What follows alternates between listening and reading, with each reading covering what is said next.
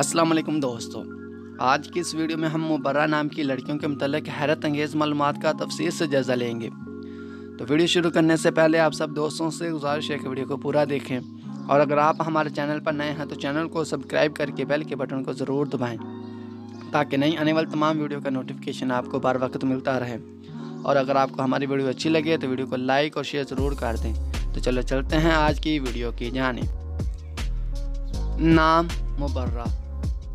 मुबर्रा नाम के स्पेलिंग हैं MUBRA। मुबर्रा नाम का मानी है पाक और बेऐब। जिन्स लड़की।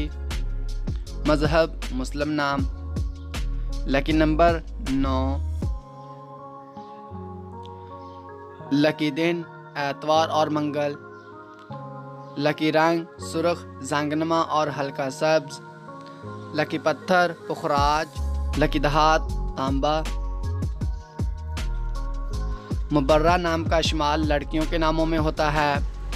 मुबर्रा नाम के अफराद के लिए खुशकिस्मत नंबर 9 माना जाता है। मुबर्रा नाम का मतलब पाक और बेऐब है, जबकि खुशकिस्मत दिनों में एतवार और मंगल शामिल हैं। खुशकिस्मत वाली दहातों में हिंसों के हिसाब से तांबा शामिल है।